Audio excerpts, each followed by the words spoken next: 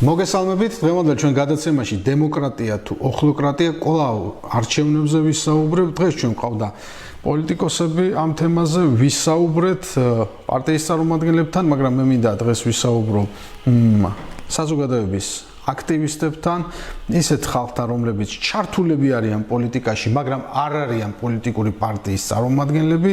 ყველასთვის ცნობილი ბატონი თემურ ცათიაშვილი, შერიგების ალმის დამფუძნებელი, კიდევ სხვა ბევრი ორგანიზაციის დამფუძნებელი, ასევე საკმაოდ ისეთი კრეატიული პროექტის, პოლიტიკური ტაქსის, ესე იგი, მთავარი, ესე იგი, დამფუძნებელიც, პროექტის ავტორიც, წამყვანიც, მძღოლიც, ყველაფერი ერთად, რომელმაც ესეთი პოპულარობა მოიპოვა ჩვენ საზოგადოებაში. ბატონ თემურ, მადლობას მოგახსენებ, რომ მოხვედით დღეს ჩვენთან სასაუბროდ. მოგესალმებით. მე მაინტერესებს არა აი პოლიტიკური პარტიების, რომლებიც მაგალითად გაბრაზებულია. რა თქმა უნდა, მათი აზრი ძალიან საინტერესოა, მაგრამ აი როგორც ეს იგი აქტიური მოქალაქის აზრი მაინტერესებს, როგორც ხართ თქვენ. აქტიური, რომელიც ჩართული ხართ მართლა პოლიტიკაში, ვერ იტანთ ვერც ერთ უზნეობას, დანაშაულს, მუდმივად ხმამაღლას საუბრობთ აი ამ თემებზე, რა მოხდა?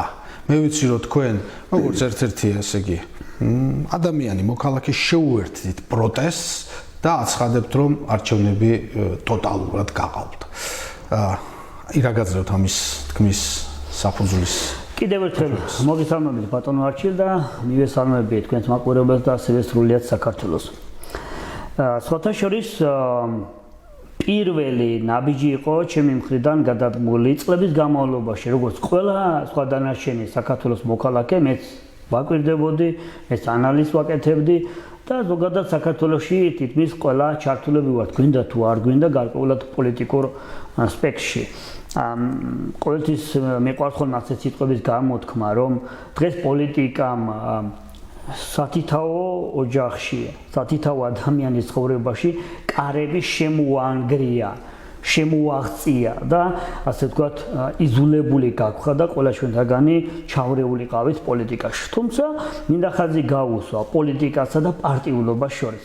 ანუ აქედან გამომდინარე, მეც როგორც სხვა დანარჩენი ადამიანები ჩავები ამ პოლიტიკურ საქმიანობაში, სპექტრში, მაგრამ არანაირი პარტიული მიმართულება ჯეჯრობით ამ მხრივ არ მქონია.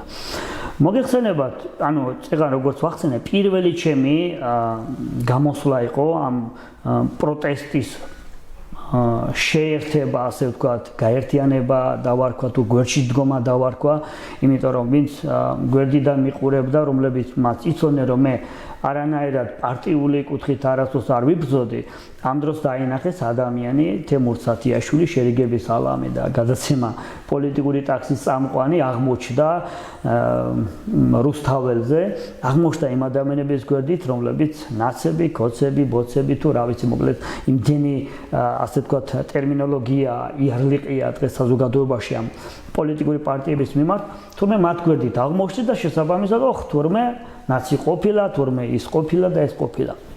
მოკლედ პირველი ნაბიჯი იყო ჩემი ასეთი ღია გამოსვლა, თუმცა აქამდე ბევრჯერ გამიპროტესტებია, თვითონაც ბევრი აქცია ჩამიტარებია. ჩემი შინაგანი განწყობა და დამოკიდებულება რამაც მაიზულა, რომ მე გამოსულიყავი რუსთაველზე და დამდგარიყავი იმ ადამიანების გვერდით. ეს იყო დანახვა იმისა, თუ რა მოხდა რეალურად საქართველოში არჩევნების დროს.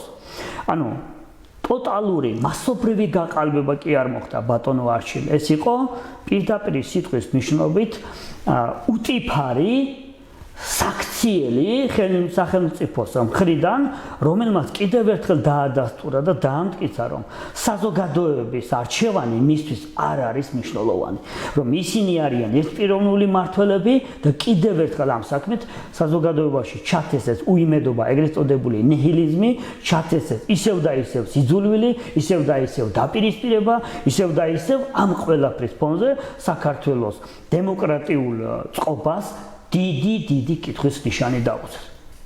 ბატონ თემურ, აი თქვენ მაგალითები რომ მოგვიყვანოთ მაგალითად, ხო?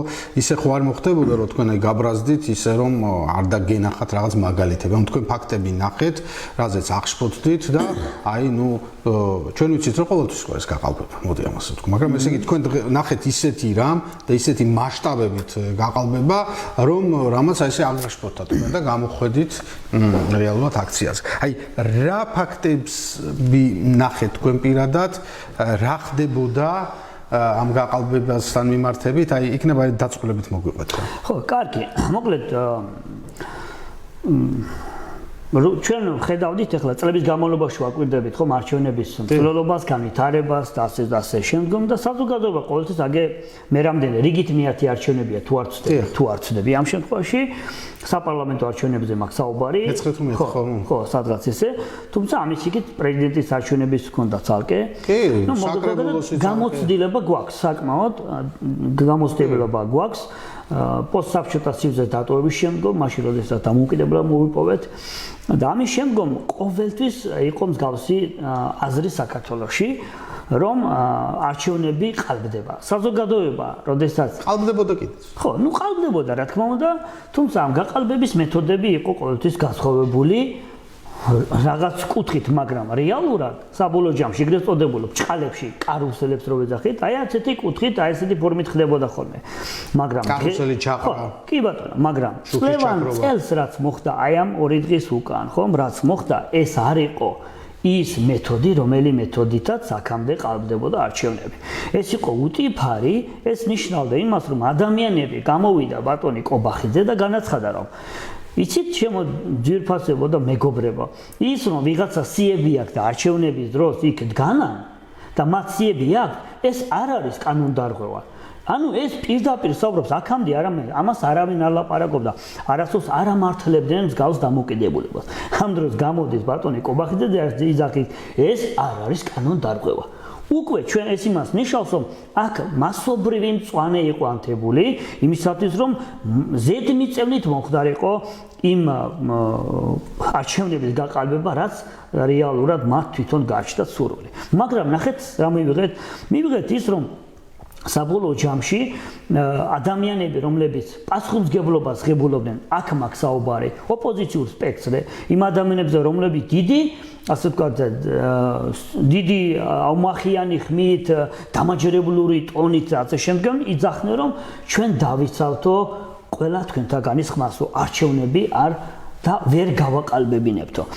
სამწუხაროა ის ფაქტი, ბატონო არჩინომ, ამ არჩევნების გაყალბებაში მარტო ამ მთავრობამ კი არ მიიღო მონაწილეობა. აი ესეთი განცდა მეუფლება თითქოს ასე ვთქვათ, ეგრეთ ვთქვათ, ოპოზიციურმა სპექტრმა შხელი შეუწყო რატოღაც. იმიტომ რომ უამრავი ვიდეო მიმართვა და უამრავი ვიდეო რგოლიდევს სოციალურ ქსელში, სადაც პირდაპირ ვიდეოს იღებენ ადამიანები, ასე ვთქვათ, პირდაპირ წერენ, ასე ვთქვათ, იმ მონაცემებს, რაც მათ თვითონ სჭირდებათ. ანუ იმდენად უტიფრად, არც კი სხვენიათ, ანუ პირდაპირ უტიფარი საქციელები.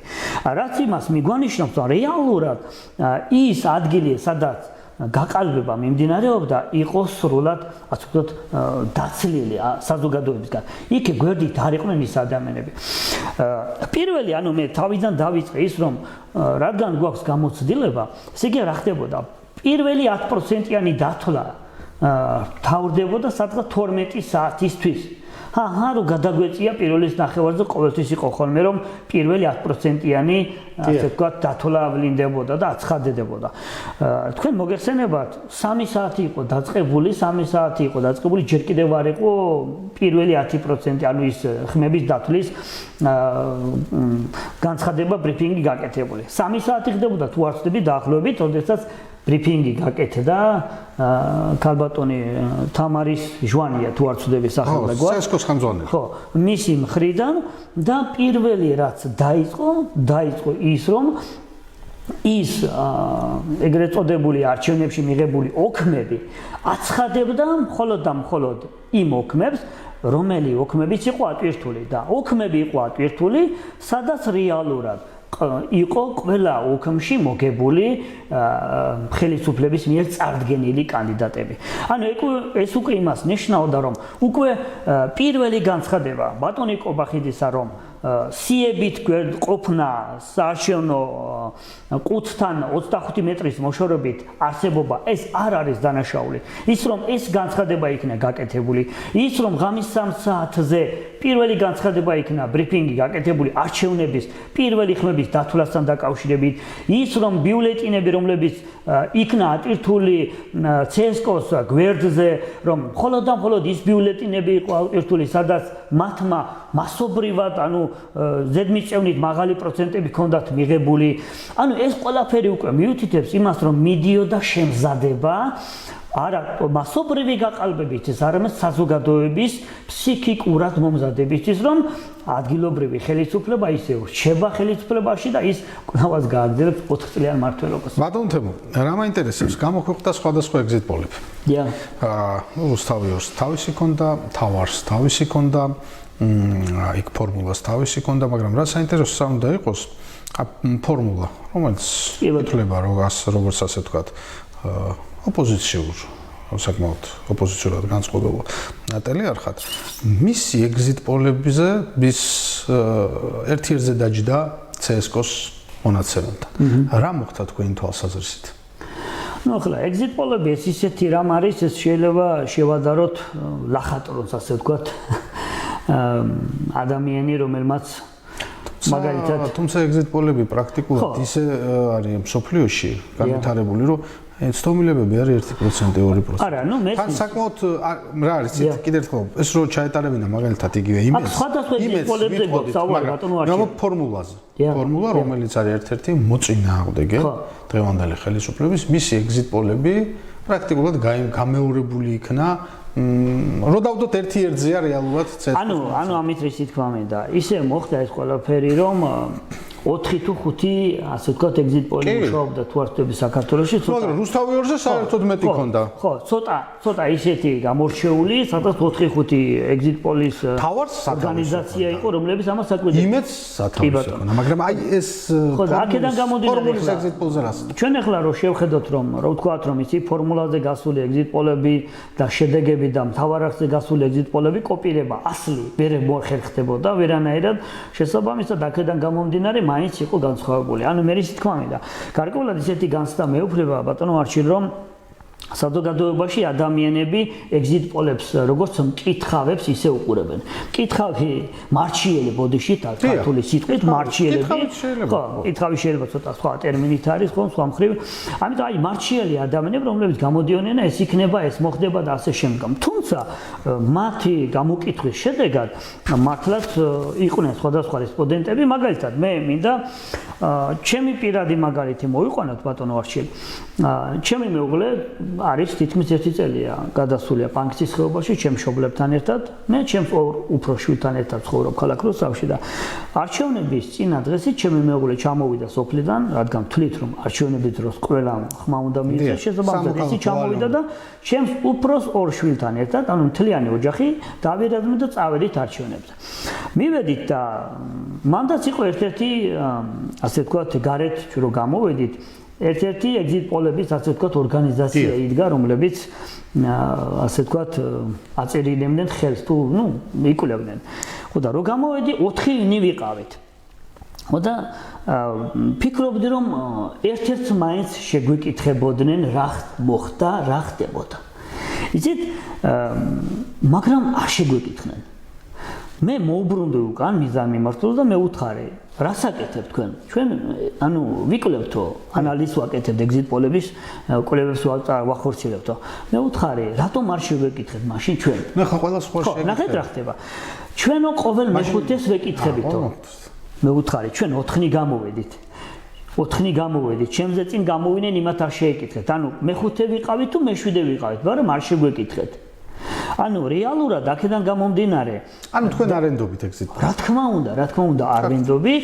იმ ორგანიზაციებს, რომლებიც დაქირავებულები არიან გარკვეული ადამიანების ინტერესები და გამომდინარე. თუმცა ჩემი სიმპათიებიდან დობა მაქვს ისეთი ორგანიზაციების მიმართ, რომლებიც საერთაშორისო კვლევებს აწარმოებენ. ფორმულა ფორმულა საერთაშორისო ერთ-ერთი თუ არ ვცდები რიჩარდ გამახსენდება ერთ-ერთი საერთაშორისო, რომელიც აღიარებული. კარგით, მოდით ახლა მე შეიკითხებით და თქვენი აზრი მაინტერესებს. თორემ მე მაქვს ჩემი სუბიექტური აზრი. თქვენი თვალსაზრისით, ყველა დამკვირვებელმა დასავლელმა დამკვირვებლებმა. მათ შორის ისეთმა, რომელიც აი ოპოზიციას უჭერს მხარს ხოლმე ყოველთვის, არა მარტო დამკვირვებელი, საკმაოდ სერიოზული თანამდებობის პირი იყო ეს ადამიანი, მეტიას ბრაიზა. მეტიუს ბრაიზა, მან განაცხადა ასეთი რამე, რომ ყველა, ვინც კი გადალახა 1%-იანი ბარიერი, უნდა შევიდეს პარლამენტში და მიუღებელია ყველანაირი პროტესტი, უნდა გაიზარდოს საზოგადოება და თუ პროტესტი უნდათ, მათ უნდა გააპროტესტონ ეს ყველაფერი პარლამენტის შიგნით. გარდა მეტიუს ბრაიზას განცხადებისა, ჩვენ მოვისმინეთ ამერიკის საელჩოს განცხადება, რომელმაც თქვა, რომ ბრწყინვალედ ჩატარდა არჩევნები. გარდა ამისა, ჩვენ მოვისმინეთ გეიდარ ალიევის მილოცვა და მთლიანად აზერბაიჯანული სადამკვირვებლო მისიის გამოსვლა, სადაც განაცხადეს, რომ არჩევნები ბრწყინვალედ ჩატარდა. ისეთი ქვეყნები, რომლებიც ყოველთვის გამოირჩეოდნენ ქართული ოცნების და ბიძინა ივანიშვილის კრიტიკით. ლიტვა, ლატვია, ესტონეთი. ჩვენ ნახეთ, რომ მათმა დამკვირვებლებმაც განაცხადეს, რომ არჩევნები ჩატარდა საკმაოდ ნორმალურად. აი, რას მიაწერთ აი ამდენი დამკვირვებლის პრაქტიკულად მოდი ესე ვთქვა, ოცნების მხარდაჭერას. კარგით, მოდით ძალიან საინტერესო კითხვა ბატონო არჩილი. მოდი გადავხედოთ სოფლიოში რა ხდება. სოფლიოში ბძინვარებს პანდემია. დიახ. ეხლა კაცი შინ არ ვარგო და უსანადიროდ გარბოდა ვასეთი გამონათქვამია. საკუთარ ქვეყანაში ვერ აუწყიათ ამ დროს ადამიანებს პრობლემები, ვერ დაულაგებიათ და დღეს არავის არ ტკივა სხვა სახელმწიფო. დღეს მხოლოდ და მხოლოდ ფიქრობენ საკუთარ თავის გადარჩენაზე. იმ ეკონომიკური პრობლემების აღმოფხვრაზე თქვენ არა მე დამკვირვებლებზე გეკითხებ, თქვენ ამბობთ დამკვირვებლები არ ფიქრობენ. ხო, ანუ მათთვის დღეს საქართველოს დემოკრატიული არჩევნები ჩატარდება თუ არ ჩატარდება, მათთვის ეს უკვე უმნიშვნელოა.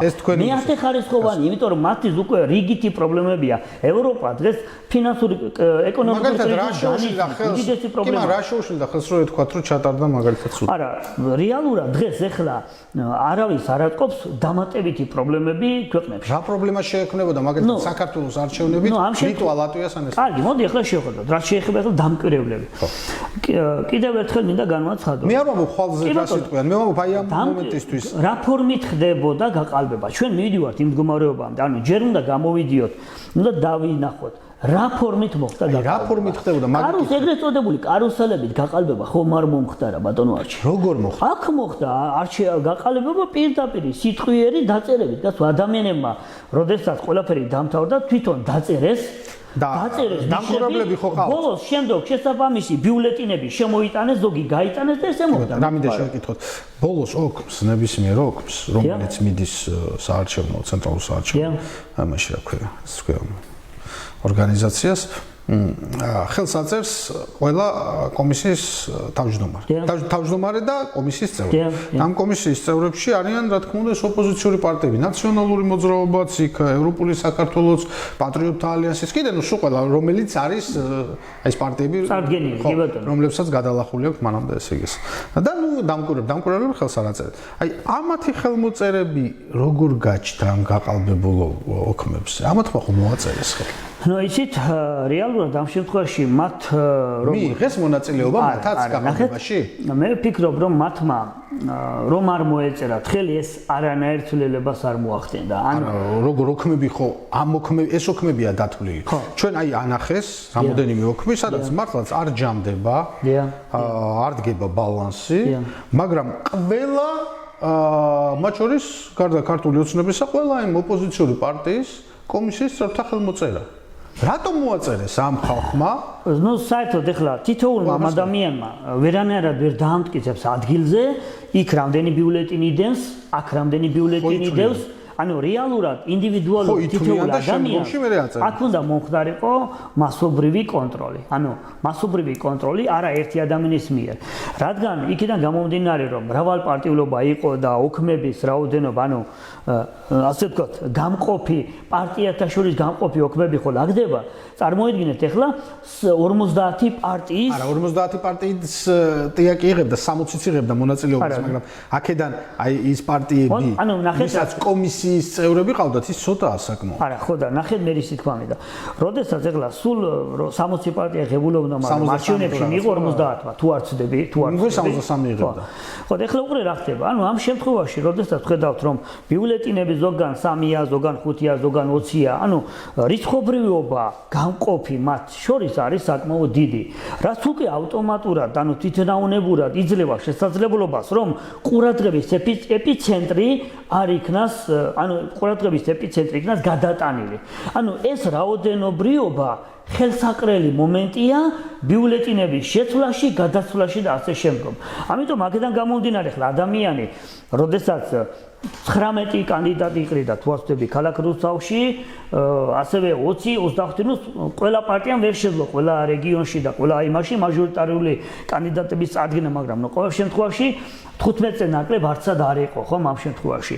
ხო და აი ამ არჩევნების დროს, როდესაც ამდენი განსხვავებული რიცხოვნობა არის, ადამიანმა რომ დააკვირვების პროცესში ძალიან ძნელია სუყოველა ბიულეტინების მათ შორის გამყოფი მომენტი იქნას დაცული.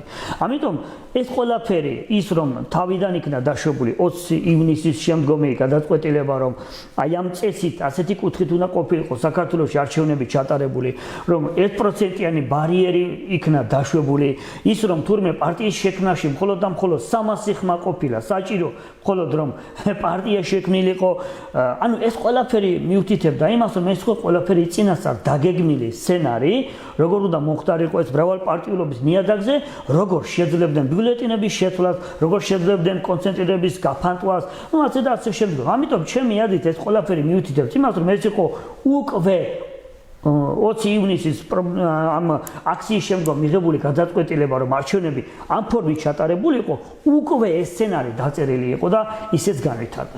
კარგით. ანუ თქვენ ესე იგი თქვით ასეთი რამე, რომ ახლა უცხო სხვა ქვეყნებს არც ხელად საქართველოს არჩევნებისთვის.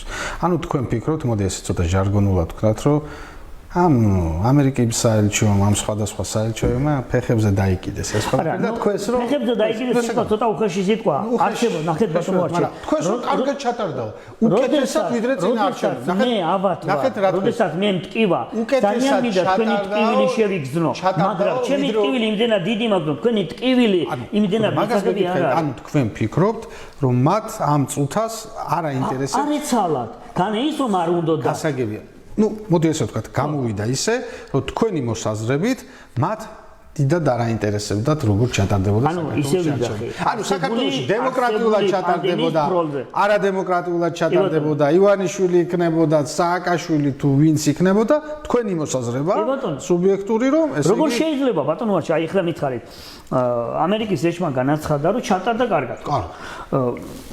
როდესაც არჩევნების დროს პირველი ბიულეტინები, ანუ რომლებიც იქნა ატვირთული, ხომ? ხედავთ ხომ არც ერთი საკმაოდ ბევრი იყო, მხოლოდ და მხოლოდ ხდებოდა იმ ბიულეტინების ატვირთვა პირველ რიგში, სადაც ისინი ზედმიწევნით განსხვავებულად გამარჯვებულები იყვნენ. სადმე არც ერთი ბიულეტინი, სადაც იყო რომელიმე ოპოზიციის პარტიის გამარჯვებული. ბიულეტინზე მაქვს საუბარი. ხლებით მე ისე თქვა მინდა, აქედან გამომდინარე, რატომ ამას ყველაფერს ყურადღება არ მიაქციეს? აი ამისთვის რომ ყურადღება მიაქციეს, იმიტომ გისმენთ რომ, იმიტომ კი არა რომ მე არ ვფიქრობ რომ გაყავდა. მაგრამ მე გისმევთ თქვენ რომ როგორც ოპონენტი დაგისმევთ. კი ბატონო, შეყოლა მე თქვენ დაგისმევთ კიდე ასეთ საინტერესო შეკითხვას. თქვენი აზრით, არჩევნები გაყავდა მხოლოდ ერთი პარტიის რომელიმე სასარგებლოდ ქართული ოცნების თუ გაყავდა კიდე სხვა პარტიების სასარგებლოდ? იცით ამ ყველაფერს ძალიან სკეპტიკურად უყურებდი, როდესაც ეს ყველაფერი ხდებოდა და ვინემ საბოლოო ჯამში აგერ ყველა ოპოზიციურმა პარტიამ, მათ შორის ჩემდა გასაკვირად ირმა ინაიშვილმაც, ხომ, დავით ახანმოურამაც, მაგათმაც კი თქვეს პარლამენტში შესვლაზე. როგორც იცი, 2 მანდატი ერგოთ დაახლოებით 3 თუ რაღაც 3% არის. ხო. თქვენი აზრით რა მეტი ქონდა დაგებული მათ? ბატონო არჩილ, მე ახლა მაშინ კითხვას გისმევთ. გვახსოვს ჩვენ მათ მიერ გამოყვანილი ხალხი რუსთაველზე, აგერ რამდენი ხალხი იყო გამოყვანილი. ანუ რეალურად ის რამდენი? მოდი ვთქვათ, რამდენი? ნუ საკმაოდ ბევრი ხალხი იყვნენ. აი რამდენი? ახლა 5000 ხო? 5000 თქვა. ხო იყო 5000. კი ბატონო, 1% რო გადალახო საჭიროა მინიმუმ 15000 ხმა.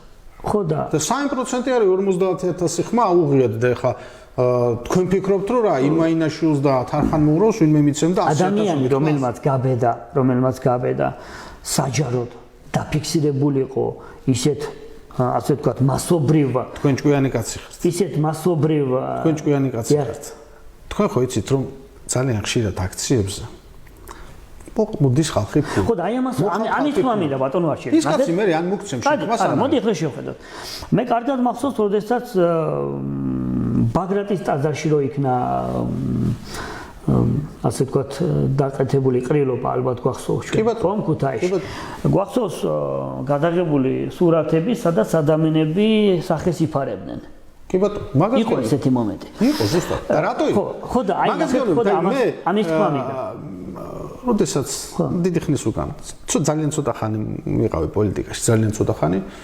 სამწუხარო რეალობაა ეს ჩვენთან რომ არის რეგიონები რაიონები სადაც დაელაპარაკები ადამიანებს მე არ გამომიყენებიან ამდენად იმიტომ არ მქონდა ამის ფულადი რესურსი არ გეტყვით ანგელოზი ვარ მეთქი ან ვიყავი და არ გამოვიყენებდი მეთქი მაშინ არ ვიტყვი იმიტომ რომ არ ვიცი გამოვიყენებდი თუ არ მქონდა ეს რესურსი და არ ვიცი და არ გამოვიყვან თავს უმციკლოს იმას ქალიშვილად არ წარმოაჩენ თავს ზოგიერთებს რო უყვართ ხოლმე მაგრამ ვიცი რომ იყო ამას იყენებდნენ რომ აი აძლევდნენ რაღაც ჯგუფებს თანხას თანხით მაშინ იყო 30 ლარი მე გახდა 50 ახლა 100 და რაღაც 300 კაცი იქიდან 200 იქიდან ეს მოდიოდა და თუ გადახედავდით სხვადასხვა პარტიის ყრილობებს დაინახავდით ერთი და იგივე ხალხს და წავსებ აი თქვენ რო თქვით ხელი აფარებული რო ქონდა რატო ქონდა აფარებული ბატონო არჩი ნახეთ მოდი ახლა შევხედოთ ძალიან მიჭირს ამ თემაზე საუბარი მაშინ როდესაც ვიძახით რომ საქართველოში არჩევნები გაიყიდა ხალხმა ფული მიიღეს და ფულის სანაცვლოდ გაიყიდა ხმები მაგრამ ხო მოხდა ძალიან მიჭირს ხო მოდი ახლა ხო მესმის ძალიან მტკივნეულია და ხო იცით რამდენი ჭირი არ უნდა დამალო ხო გასაგებია მოდი ახლა შევხედოთ ძალიან მიჭირს ამ თემაზე საუბარი კიდევ ერთხელ მინდა ხაზი გავუსვა და ალბათ ვერც დავიჯერებ რომ ამდენი ეგრეთ წოდებული ბჭყალებში მოღალატე რომელიც ხმას ფულზე ყიდის საქართველოში რომ არსებობდა მე ვფიქრობ ვის ყიდულობს ისიც მოღალატე აი ნახეთ ის ხო თავისთავად არის ახლა ნახე რა ხდება აქ არის ადამიანები რომლებიც ეგრეთ წოდებული სიებს რომ აკეთებენ ანუ ის ადამიანი რომელიც ღებულობს 20 ლარს 50 ლარს 100 ლარს ის ღებულობს არა იმ სრულ თანხას რომელიც ერთ პერსონაჟია ერთ ადამიანზე ერთ ხმაზეა გათვლილი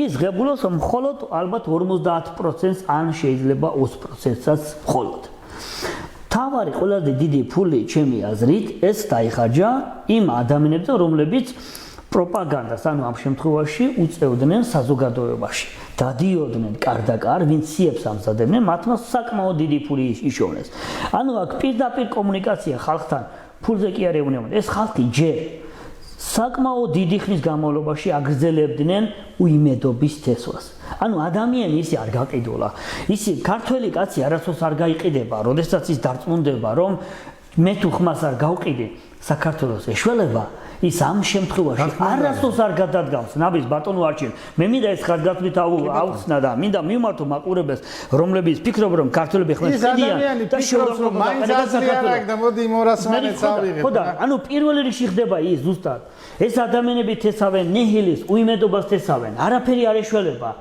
მაინც ესენი მოიგებენ და ადამიანები რომლებიც ასე ვთქვათ იჯერებენ ამ ყველაფერს მაინც არაფერი არ ეშველება და აქედან გამომდინარე გადადგმული აბიჯით მაშინ ძალიან ძნელია ჩვენ მას უწოდოთ მოღალატე მაგრამ თქვენ ძველ რომში რო ხმებს ყიდნენ როგორ ძველ რომში რომის იმპერიაში ხმა იყიდებოდა ოღონდ ოცლარად არა ძალიან ძვირი ღირდა და ამიტომ რომ ღირდა ანუ ყველა ადამიანი თავის ხმას ყიდდა ბატონო არჩილ ოღონდ ოცლარად არა ან ფასი ქონდა ბატონო არჩილ მე ერთი თვის განმავლობაში როგორც იცით მქონდა საკმაოდ საინტერესო გადაცემა პოლიტიკური ტაქსი ძალიან საინტერესო მეც ვიყავი თქვენი გადაცემის სტუმარი და ძალიან კრეატიული ძალიან კარგი მე ვფიქრობ უნდა გააგრძელოთ ეს გადაცემა კი აუცილებლად არ ქონდა გადაწყვეტილი მაგრამ უნდა გავაგრძელო აუცილებლად მოკლედ რა ხდება ბატონო არჩილ საკმაოდ საინტერესო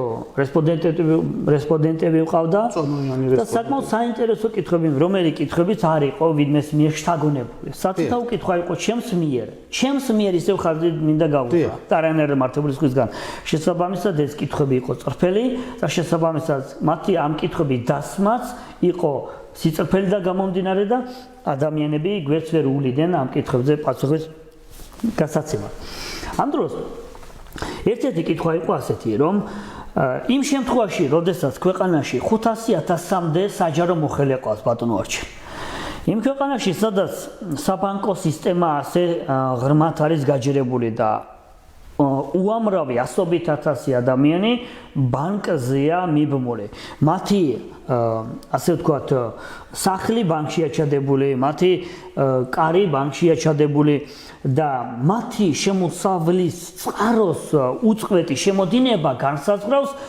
რამდენად შეინარჩუნებენ ისინი თავიანთ სახლ-კარს შესაბამისად აქედან გამომდინარე ხლა ამ თავრობაში როდესაც 2012-ში შეიცვალა ხელისუფლება თავრობაში მოვიდნენ საკმაოდ ღარიბი ხალხი მოვიდა ყველაზე დიდი ოლიგარქი ყველაზე მდიდარი რომელიც არასდროს არ ასე ვთქვათ არ დაკმაყოფილდება ეს არის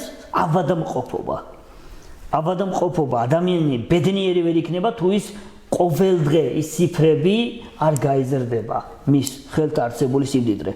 ამ დროს მოვიდნენ ადამიანები, რომლებიც ღარიბები იყვნენ, რომლებიც წლების განმავლობაში უმუშევრად ისხდნენ. ძალიან ბევრ ადამიანს ვიცნობ ეს, რომლებიც წლების განმავლობაში უმუშევრად ისხდნენ. მოვიდნენ ეს ადამიანები, დამადამიანებმა ისონენ ასეთი გაგება, ცნობიერება ჰქონდათ, რომ თავრობაში იმიტომ მოდიან, რომ მოიპაროს სანამ დროა. დამადამიანებმა ზუსტად ამ შემთხვევაში აქედან მიიყვანეს. მაგრამ მოხდა რა ხდება? ზუსტად 500,000-მდე საჯარო მოხელე, რომელიც ყოველ წელიწად იზრდებოდა, ზუსტად ეს იყო ერთ-ერთი მთავარი ბერკეტი ამ ხელისუფლების მამოძრავებელი იმედი, რაზეც ისინი არიან დაყრდნობილები. ეს არის ქვეყანას ანგრევს. ხო, ეს არის ზუსტად რამაც მოაგებინა იმ შემთხვევაში წყალებში, რომც ყოფილიყო სწორი არჩევანი, ისინი თუ მოიგებდნენ, აი ამ 500,000 საჯარო მოხელის ხარჯზე მოიგებდნენ. იმიტომ რომ თითოეული ადამიანს აქ ისევ ხაზგასმით აღნიშნავ, რომ ბანკთან ურთიერთობა თითოეული ადამიანის უკან დგას. სულ მცირე ერთი ადამიანი მაინც და აქედან გამომდინარე ეს ადამიანები საკუთარი თავის, საკუთარი ოჯახის, საკუთარი სახლ-კარის რომ არ გაეყიდოს და სამუშაო შეინარჩუნოს, აი ამის გამო მაინც მივა გარკვეულ დრომდე იტყვისო. მოდი ჯერჯერობით ისევ სანამ დავიხსნი ჩემ სახლ-კარს ბანკიდან, მანამდე ისევ იყოს ხელისუფლება, რომ მე შევინარჩუნო. ანუ მე რისი თქმა მინდა ავხსნა, რატომ იყიდება, რატომ აძლევს ადამიანები ხმას. ამ ხელისუფლებამ აიძულა მოსახლეობა, აიძულა პირად ღირსებაზე, ზნეობაზე, მორალზე გადაებიჯებინა საკუთარი ოჯახის შვილების გადარჩენის გულიზე. რა თქმა უნდა, ერთ ადგილას ვარ. ხო, ანუ და ვეფლობით და მოტივაცია, შინაგანი განწყობა ეს კი არ იყო რომ მე გავყიდი, სულაც არ უნდათ მას ამის გაკეთება, მაგრამ როდესაც სახლ-კარი გაქვს ბანკში ჩადებული, იმას გადახდაჭირდება და არავის არ უნდა რომ ქუჩაში აღმოჩნდეს. ამიტომ აქედან გამომდინარე ეს ყველაფერი ხელისუფლება მოაწყო, მაგრამ ნახეთ იმ კითხვას, როდესაც პოლიტიკურ ამ ტაქში მე უსმევდი ადამიანებს, იყო ასეთი საზოგადოების 45%, 50% მოდის არჩევნებზე. ეხლა როგორც ვიცი, 56% მოვიდა, ხო ბატონო არჩევნ. ანუ ეს უკვე ნიშნავს იმას, რომ რეალურად დღეს საქართველოში ადამიანები 44% არ მოვიდა არჩევნებზე. ეს არის ადამიანები, რომელიც გვერდიდან იყურებიან, რომლებსაც უიმედობა აქვს, რომლებიც ფიქრობენ, რომ ქვეყანაზე არც ერთი ხელისუფლება არ ფიქრობს, არც ოპოზიცია ფიქრობს და ასე შემდეგ. შესაბამისად, აქედან გამომდინარე, მათი დამოკიდებულებამ მისცა უფლება, შესაძლებლობა, რომ ამ თავრობას, ასე ვთქვათ, თავი ქუჩში ეგზნო. ამიტომ მე ვეუბნებოდი, მოდით გავხადოთ. აი თქვენ ეს რატომ მოყვა? თქვენ ახსნეთ, რომ ხმები იყიდებაო. უცხოეთში ბევრ ფულს უხდიანო. არა. ძველ რომში. ხო, ძველ რომში. ხო. ეს მე უბრალოდ ისტორიიდან მოვიტანე, იქიდან არა რომ კარგი კი არ არის რომ იყიდება დღევანდელ დღეს. ესეთი რამე ხდებოდა მეთქი. ყველა ჩემ რესპონდენტს ვეუბნებოდი. მოდით გავხადოთ არჩევნების სავალდებულო. არჩევნებზე მისვლა გახდეს სავალდებულო. რომ ყველა ადამიანი იყოს მობილიზებული არჩევნებისთვის. და ამ დროს ნამდვილად თუ სავალდებულო გახდება, უკვე ყველა დავინახავთ საზოგადოებას, ვინ ირჩევს ვის ირჩევს საზოგადოება. საინტერესო რამე და იცით რომ 95% იძახდა რომ არა სავალდებულო არ უნდა იყოსო. ეხლა მე და თქვენ ეს მაძლევს იმის ფიქრის შესაძლებლობას რომ ეს ადამიანები თავის თავში არ არიან დარწმუნებულები რომ საკითხია კიდე იცით სავალდებულოს თემაზე ცალკე საკითხია კიდე იქ რომ მაშინ იქ აუცილებლად უნდა ეწეროს ბიულეტენში რომ მე უნდა მქონდეს იმის საშუალება რომ კი არ გავაფუჭო ჩემი ბიულეტენი და გადავაკეთო. ანუ თუნდაც მივცე ყველას საწინააღმდეგოდ. ანუ არ მომწონს არც ერთი პარტია და მე უნდა დავაფუჭო. ერთ-ერთი გრაფა უნდა იყოს და არ მომწონს არც ერთი პარტია. მინდა თქვენ შეეკითხოთ ერთი საინტერესო კითხვა მინდა დაგისვათ რომ თქვენ რას ფიქრობთ თუ არ შევიდა ოპოზიცია პარლამენტში რა მოხდება? ოპოზიცია პარლამენტში არ უნდა შევიდეს ჩემი აზრით. ეს იქნება პირველი შემთხვევა, ეგრეთ წოდებული პრეცედენტი. მანამდეც იყო, როდესაც არ შევიდა მიშა სააკაშვილის დროს. ხო, მაგრამ ბოლოს მაინც იქნა გადაწყვეტილი. ძალიან ცოტა შევიდა. ხო, მაგრამ ისე ვიდა, აქ არის საუბარი ოპოზიციის ბოლოს რა იქნება, გუშინ ხო რა ვიღაცა უარს და ეთერში კი რამის მელიამ და იმათო დახოცა. ხო, კაი, მოდი ეს თემა, სხვა თემა განვიხილოთ, როგორ ამოხდა. დრო არ შევიდა. პირველი შემთხვევა, მოდი ხარგასვით აღვნიშნოთ. ეს არის პირველი შემთხვევა რა მხრივ, რომ ოპოზიციურმა სპექტრმა ერთობლივად ყველამ უარი განაცხადა და არც ერთი არ შედიოდა. დაჭრეს და ვნახოთ ჯერ როგორ დამთავრდება ბოლოს. ანუ მე ისე არ შევიდა, თქვით რომ არ შევიდა. ეს არის პირველი შემთხვევა. რაც უკვე იმის ნიშანია, რომ საზოგადოებაში არსებულმა ფონმა ამ ადამიანებს დაანახა, რომ ვეღარ მოატყუებ თქვენ ადამიანებს. ხდებით? მოდი მე გეკითხებით რა მოხდება ძალიან შორს რო არ წავიდეთ, რომ არ შევიდეს ოპოზიცია. შეძლებს თუ არა პარლამენტი ლეგიტიმაცია და იმუშავებს თუ არა ხელისუფლება იძულებული გახდება რომ მაინც დანიშნოს არჩევნები. მაინც დანიშნოს. თქვენ და მოდით კიდევ ოღონდ შეიძლება ეს პანდემიამ რაღაცა ხელი შეუწყოს და გარკვეულწილად გადაწიოს ეს საკითხი, მაგრამ მერწმუნეთ რომ ის ქვეყნები რომლებიც ერთშენიერ დღეს ეს პანდემიას გადაევლის დარწმუნებული ვარ და უსურებ რომ მალე გადაიაროს ერთშენიერ დღეს დაინახავე რომ თურმე საქართველოში რა მოხდა, რეალურად ფაქტები ამოტივტივებდა, რა თქმა უნდა, კარგით. როდესაც ეს მთავრობა მიიღებს გზავნის რომ მე შენ აღარ მოგცემ სეცხს, აღარ მოგცემ ფულს და ფული რო დააკლდება, მე იძულებული გახდებიან რომ სხვანაირად მოეცეს. ანუ ესე იგი თქვენ მაინც ფიქრობთ იმას რომ დასავლეთმა არ იცის რამე. რა თქმა უნდა. თქვენ რა თქმა უნდა, თქვენ ჭკვიანი კაცი ხარ და მაინც ესე მე ამიტურად ფიქრობ რომ დასავლურ სპეცსამსახურებს ამერიკის საელჩოში, სხვადასხვა საელჩოებში, რომლებსაც სპეცსამსახურების თანამშრომლები, ანალიტიკოსები ყავთ, მათ არ იციან რა მოხდა. მე ვიცი საქართველოს, მოდი ვიყოთ პირად. ანუ ესე თქვენ ისევ ბოლოს ამბობთ რომ ამერიკა იცის რა მოხდა, მაშინ გამოდის იცის, მაგრამ თვალები დახუჭა. კი ბატონო, გასაგებია, საინტერესო. იმიტომ რომ მაშინ ამერიკა ნაბიჯი მაშინ უნდა გადადგას, იცი როგორ არის? ამერიკა ესე ჰარალოძეს არ დგავს. ამერიკა ადამიანი დაღირებას დარკმაჟობიაო. ამერიკა დღეობით ამერიკა ნაბიჯზე დარწმუნებულია რომ ამერიკა უჭერს ისეთ პატარა ქვეყანაში ამერიკა მეხლა რომ განაცხადოს ეს არჩევნები პატარა ქვეყანაში უფრო იოლად შეცდოს. ნახეთ მე რითმა მინდა მე რას ვიძახი. ისეთი პატარა ქვეყანა როგორც ჩვენ ვართ. ამ ქვეყანაზე ამერიკა მეხლა რომ ვერ მოახერხოს ზეგავლენა, თქვას რომ საქართველოს არჩევნები გაყალდა და ამ მთავრობა მაინც თავისი გაიტანოს, ეს ამერიკის შეურაცხყოფა. შესაბამისად, დაგენა გამომდინარე, მათმა ეს განცხადება არ გააკეთეს, იმიტომ რომ არ ცხელოდა. საინტერესო მოსაზრება. ანუ თქვენი მოსაზრება არის ასეთი, რომ დასავლეთმა ქვეყნებმა დაინახეს დარღვევა, მაგრამ იმის გამო რომ მათ არ არიან დარწმუნებულები რომ შეიძლება მოახდინონ ცვლილებები ქვეყანაში, ამიტომ დახუჭეს თვალები. მათ ხელთ არსებული რესურსების გამოყენების შესაძლებლობა არ გააჩინათ პანდემიის ფონზე. აქვს ამას არსებობის უფლება, რა თქმა უნდა, ბატონო. აქვს ამას არსებობის უფლება და ბოლოს რას მიმართავდით საზოგადოებას თქვენ როგორც მოქალაქე, როგორც აქტიური მოქალაქე და ადამიანი, რომელიც არ ახართ მართლაც არც ერთი პოლიტიკური პარტიის წევრი, მაგრამ ხართ ჩაბმული პოლიტიკაში. კარგი, საზოგადოებას მიმართავდი იმას, რომ მე თემური ცათიაშვილი პანკისის ხეობიდან არანაირი სურვილი არ გამაჩნია და არ მაქვს, რომ საზოგადოებაში 20%-ის მიერ არჩეულმა მთავრობამ მართოს ქვეყანა. ანუ ქვეყანა, სადაც ადამიანები მართველებად იბადებიან, მაშინ როდესაც ქვეშემრდომები ყავთ თვითონვე და საზოგადოება მათთვის ხდება მათივე არსებობისთვის გამდიდრების წყარო, ჩვენ ასეთ სიტუაციაში დღეს არის მთავრობა, რომელიც არის მხოლოდ და მხოლოდ 20%-ის მიერ არჩეული. და ის 80%, რომელიც საქართველოში მეორე 80%, რომელსაც ის კი არ მართავს ამ 80%-ს ის თავზე დააჯდება და ყველა მათთაგანს ასე ვთქვათ ყელში წაუჭერს. მე ამისი მჯერა.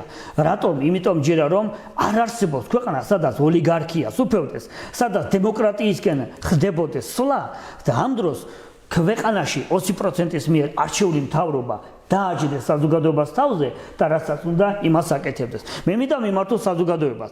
მე გამოვდივარ ინიციატივით, რომ საქართველოში ერთხელ და სამუდამოდ მოხდეს მსგავსი დამოკიდებულება.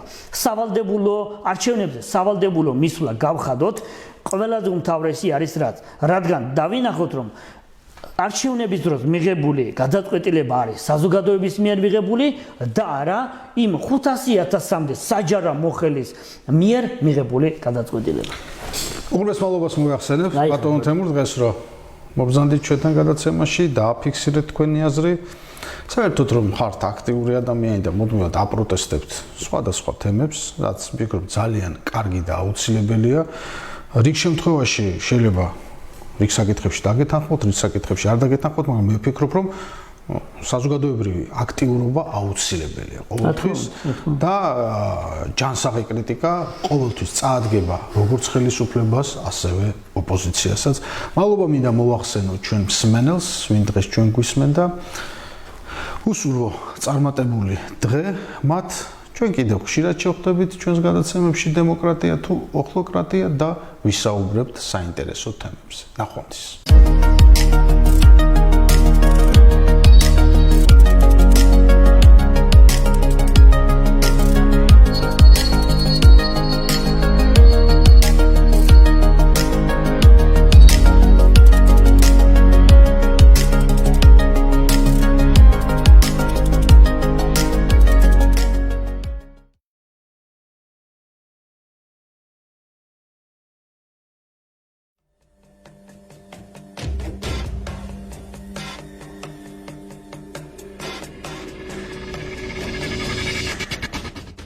მოგესალმებით, დღევანდელ ჩვენ გადაცემაში დემოკრატია თუ ოქლოკრატია კვლავ არჩევნებზე ვისაუბრებ. დღეს ჩვენ ყავდა პოლიტიკოსები ამ თემაზე ვისაუბრეთ პარტიის წარმომადგენლებთან, მაგრამ მე მინდა დღეს ვისაუბრო საზოგადოების აქტივისტებთან.